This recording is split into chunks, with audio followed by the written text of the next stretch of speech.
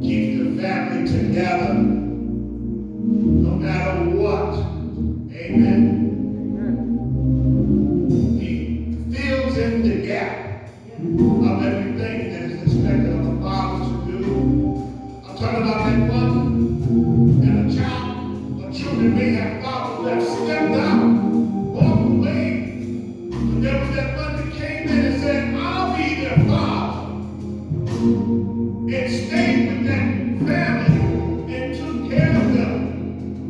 Just because one doesn't help in conception from the child, but he takes care of them, that's still a father. Amen. All the woman word is for no baby daddy, it's for a father figure. One that will stand for, protect, a lover, unforgiving, unchanging father. But there is no partiality between one child versus another.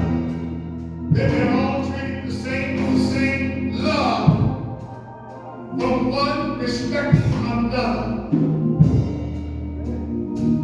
That's what I call a father, and those are the ones that I can know today. We thank you for them that took time out. And when you came into this family, you didn't say, I'm only going to love the wife and not the children, but when you come into a relationship, there are children that are not your own. You not only love that woman, you love them children as well. That's what I call our fathers. Our fathers are the ones that take the liquor. If I'm standing and protecting my home, no matter what storm rages, no matter, amen, what winds they blow, no matter how hard the rain pours down, I'm going to still stand, amen, as a shield for my children and my family. Amen. God be glory. Let's give the man of this world a hand praise. That sacrificed and stepped in and took the place of someone who didn't or was not a father. Amen. And those that have a chance now to repent of things they didn't do, if you still can get a connection with your children, then I advise you to do that while there's still time left, so that they will know you. Amen. So you can have some part in being that child's father. Amen. To God be the glory. Give Kingdom Ministries a hand praise. Now let's give God a hand praise. Let's let them know that we love them. Let God know that we care. Amen. God be the glory. We're going to pray right now so I can decrease and God increase in me. Father God, we just thank you today. We thank you for all that you have done this season.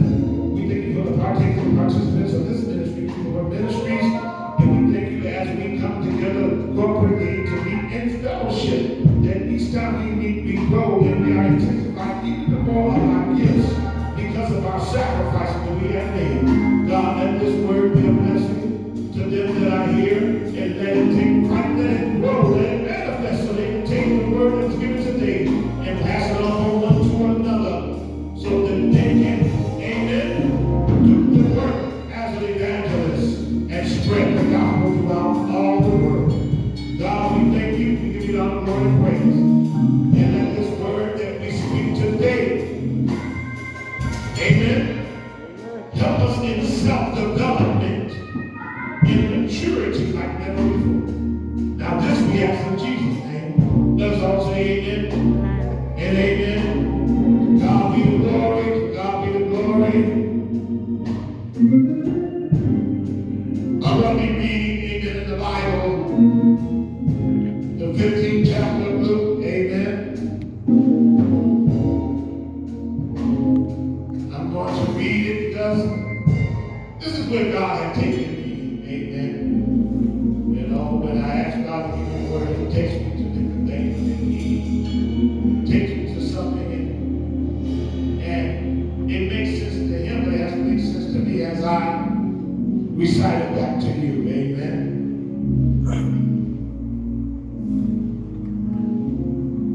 And now that I have it, if you have it, say amen. I'm going to be at 15th chapter, starting at the 11th verse. So if you have it, say amen. If you don't, say wait, Pastor, wait. 15th chapter, the 11th verse. May not read all of it, but I'll go through some of it. Amen. Amen. In my Bible, it says, in the 11th verse of the 15th chapter, it said, and he said, a certain man had two sons. Amen. And the younger of them said to his father, Father, give me the portion of goods that fall to me. And he divided into them his living. And not many days after, the younger son gathered all together and took his journey into a far country. And there wasted his substance and robbed living. I'm sorry. Amen. And when he had spent all, there arose mighty famine in that land, and he began, amen, to be in want. And he went and journeyed himself to the city of that country. And he said, and he sent him into his fields to feed swine. And he would fain have filled his belly with humps of that the swine did eat, and no man gave unto him. And when he had came to himself, he said, how many hired servants of my father's have bread enough to spare, and I perish with hunger? I will arise and go to my father, and I will say unto him, Father, I have sinned against heaven and before thee. May the Lord add a blessing to the readers and hearers of this word. Amen. May be seated.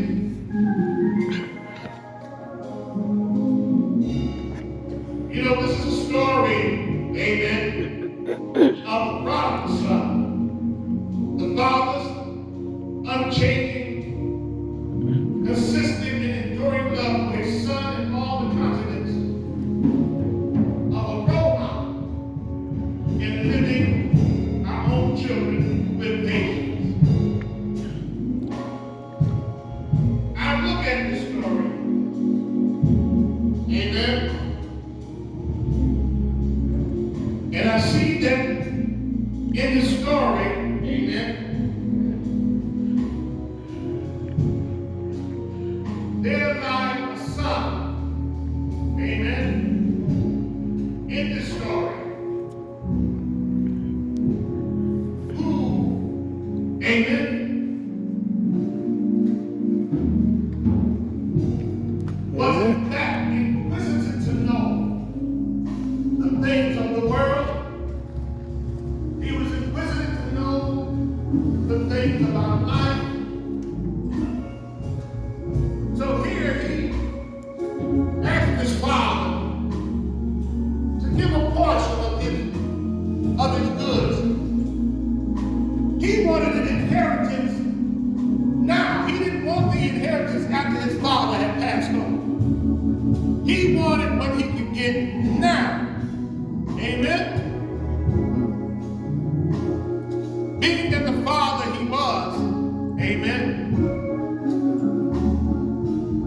he went on and said, okay, this is what I'm going to do.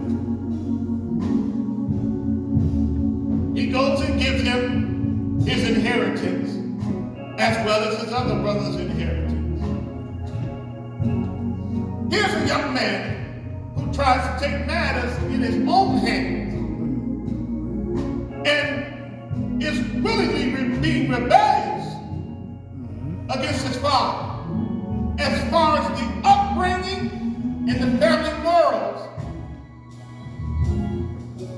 he decided to make his own and go about his independent way into the world. But as you can see, the prodigal son had become poverty-stricken. His heart was hard, his soul. And as he was journeying out there, he became broke of all his finances. We look at this as the prodigal son. I look at the story about the child that left the house. I also looked at the child and how he walked away to test the world and see what the world had to offer for him. But after all the teaching of his father that had given him and the upkeep of his dad and what he was trained, even by God he was trained through his father. But yet a rebellious spirit came upon him. But when he realized, after being around, messing with the ladies of the night, doing his lavishing of spending financially, going to the taverns and paying for the whole house to drink on his expense. The lesson learned that he failed in everything of all the good teachings that he had. But I respect the father in the story. You know, our fathers play a very important role in our lives. Amen. First of all, we know they have to be compassionate. Amen. They have to have some sort of compassion. Amen. They have to have patience and they have to be flexible. A woman is more loving, but a man is more flexible. Most women don't want to let their child go. But the father was flexible. He said, well, let him go. And therefore, he'll learn his lesson. Now, he went out. He did all these things. He spent lavishly. He left all the rules and everything he was taught on the way he should live. Now, you know the father had to be wealthy because he was able to give them their inheritance before he died. But here he leaves and the father said, I'm going to give him some time to let him come of himself and realize that he was wrong.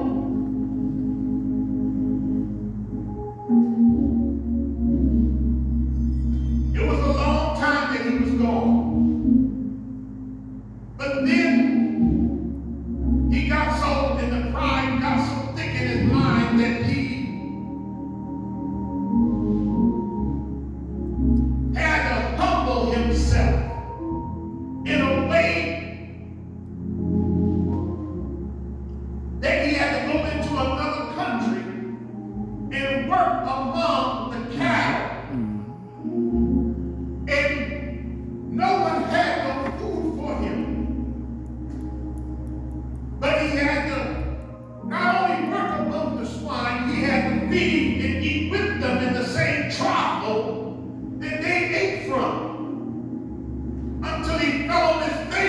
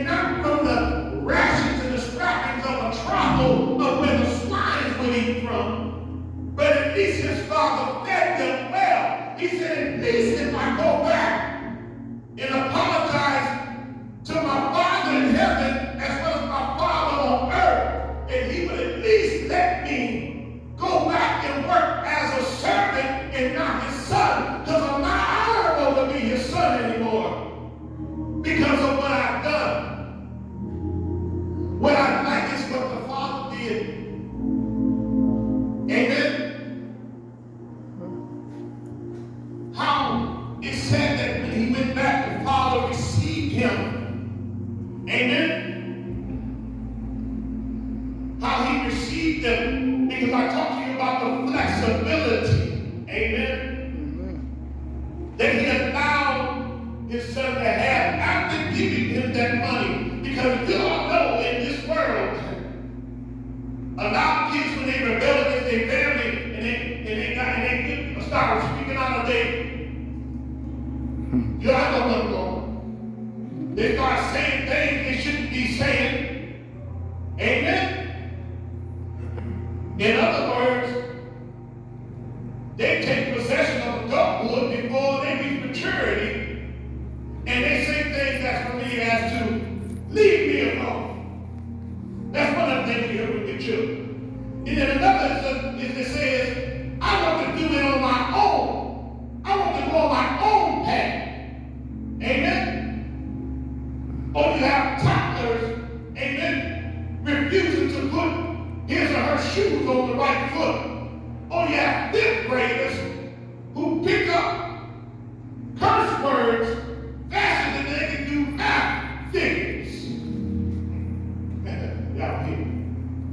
Then you got, come on somebody, you got teenagers who play Xbox for hours behind closed doors.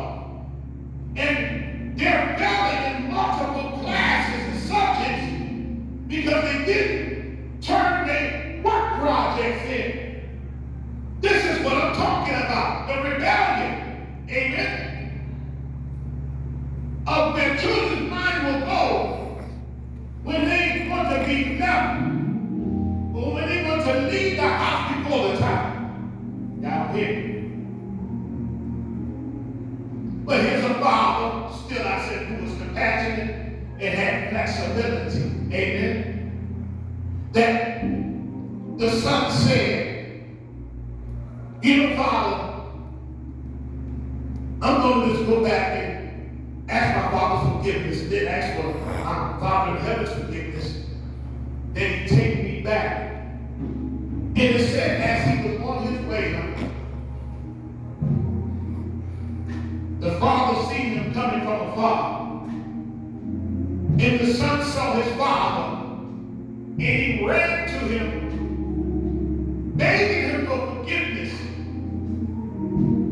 Now y'all know that if you leave your house and thinking you coming back, most of y'all ain't coming back.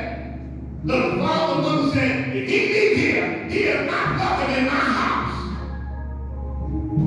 That's the one who's angry.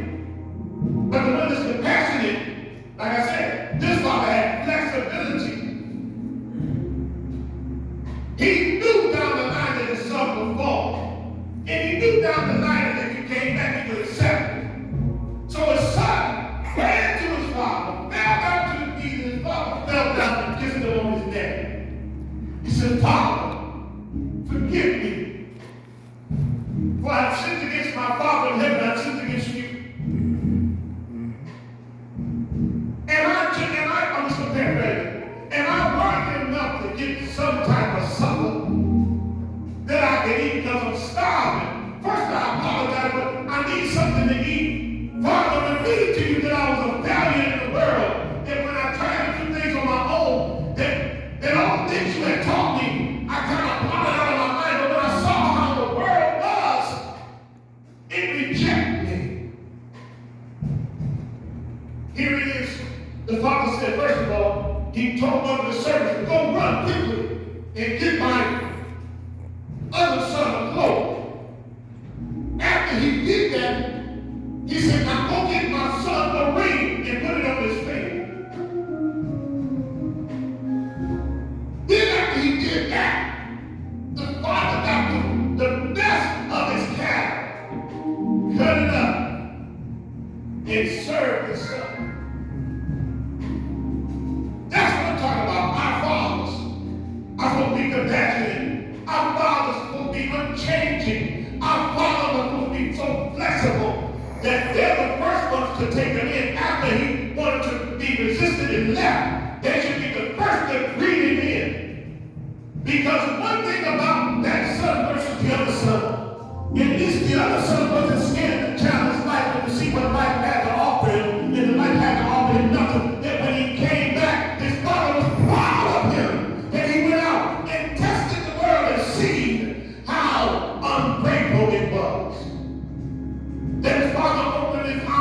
embraced him with compassion. He said, you tried, son, and you failed. And here it is. Amen. When we look at things like that, amen, it's beautiful. Because you don't find that anymore. Amen. Well, one has great compassion. Amen. That one father is flexible. Amen. Unchanging. You know, I've even learned things in my life. Being a parent is 20 years of hard work. And the 20 years starting over with each successive child. Okay, I got that. Your first child you bring into the world. You have those first 20 years of experiencing, showing him the experience of life-changing events in the world. What the world can offer him and what he can offer to the world. Amen? And in those 20 years, that person has reached a successful, amen, a successful gain in his life from the experience that we've already had. And here it is. Amen? Another 20 years. Because the newcomers is coming. And here you are teaching it over again. And when you think about it, excuse me, as a parent, each time you train one child, you learn what to expect through the first child, that when the second one going through, you know through experience what we have to do as parents. Amen? Oh, y'all don't hear me. Y'all don't hear me. That is a big job, being a parent. Amen? Being a parent. Not only the father, but just being a parent. Because a father just can't be a daddy. A father has to be a what? A parent. Amen? A parent, first of all, as we learn that we're experiencing, a parent is endlessly patient. Uh-oh, you hear that? That's like that. We're endlessly patient because as we go through a life of children in our family, whether it's 5, 6, or 7 children, you learn as we grow with them, we get bigger, we get older, we get wiser, and all around better than we ever been. But through it all, we win the battle as parents. Amen? A parent, I've learned that a parent is consistent. Amen? Persistent. Eliminating wiggle room. And making no excuses. When we talk to them and they go back and forth with us, then we don't allow them any wiggle room. We have to tell it to them in the rawest form that we can come up with to keep them alive in this everyday life that we live. We leave no wiggle room. Amen? Because what we say to them, their life may depend on the very word that we give them. If we say, don't go to this party, I feel something wrong, we don't, based on the experience that something may happen as a parent, as a mother or father, that we realize that we're trying to protect them. Amen? And we can't leave no wiggle room. Because if we become common with the children, amen, then anything can happen to them. Hallelujah. A parent expresses, amen, compassion and mercy without sacrificing. A parent always has compassion for their child, male or female,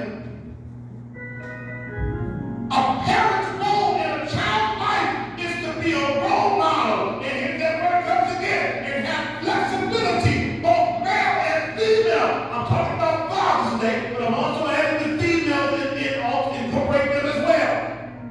They should be role models for their children. Amen? So that the children can look at the father as the foundation pillar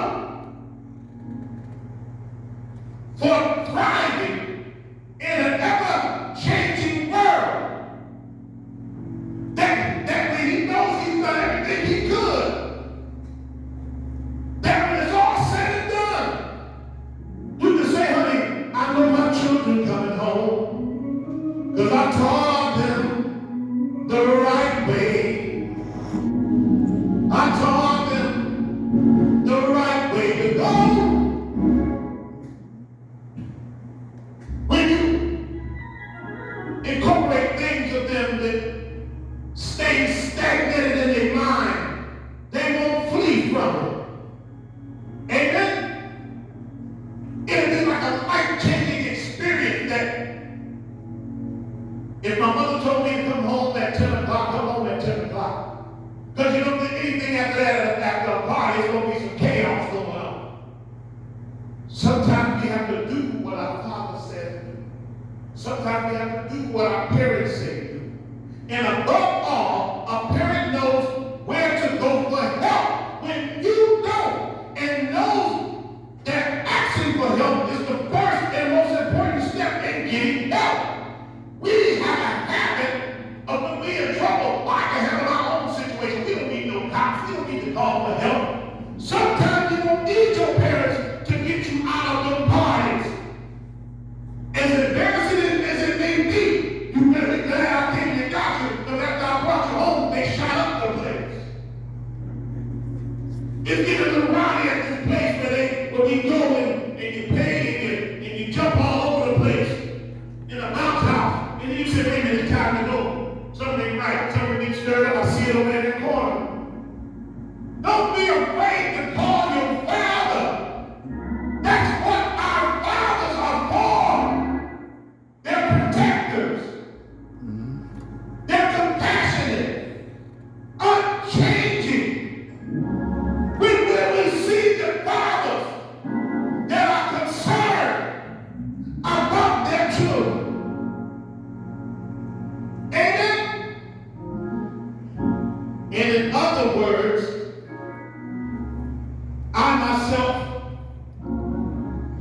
as far as my own identity, and as a child of God, the ultimate father, the one father of us all, is God. I have to realize that first. And once deep in, the father has realized that first and foremost of all, that I am a child still. I'm an adult. But when it comes to my father, I'm still a child. I'm still learning. I'm still persevering. I'm still pushing through the pressure. Can you understand when you got the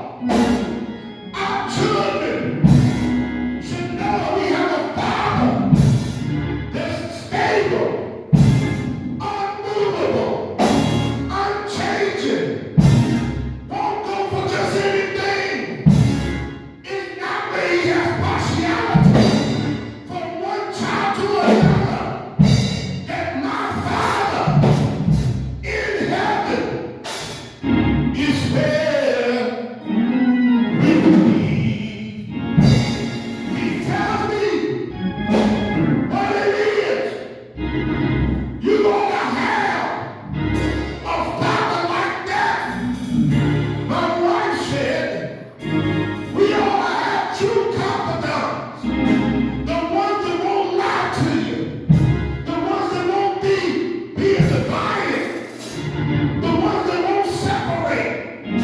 Tell a confidant, it's one that won't lie, but to tell you the truth about yourself. Won't keep away from anything, but tell you the truth. Give it to you in the rawest form. And sometimes you have to surrender to win. Sometimes you got to surrender to win. If that's what it takes to be a father. It said that when the young prodigal son came home, it said that the other son was saying, what's all the commotion going on at this place? He told the servant, he said, go run quickly and see what's going on.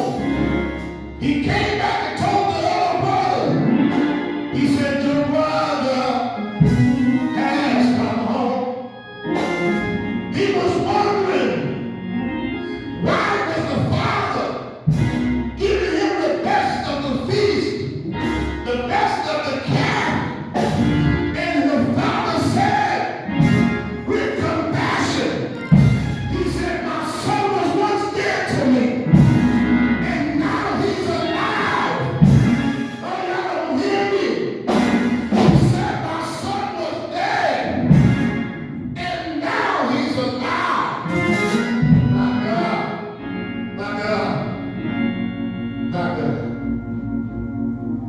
my God. That's something. His son was dead to him. And the father said, but my son is alive. He's well. Amen.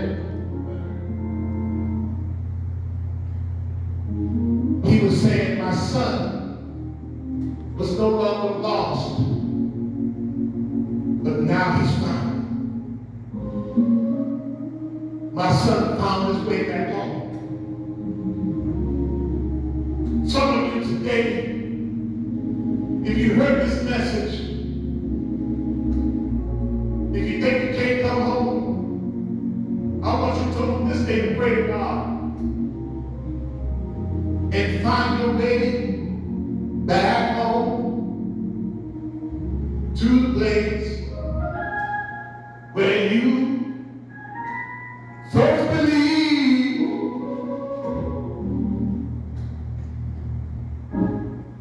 Come back home to the place where you first believe.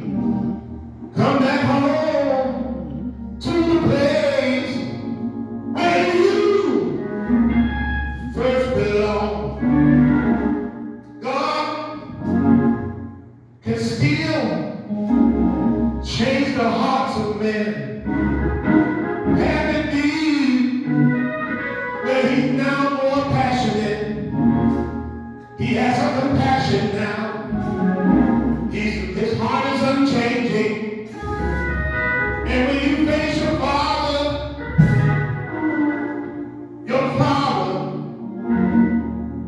can comfort you in the right way.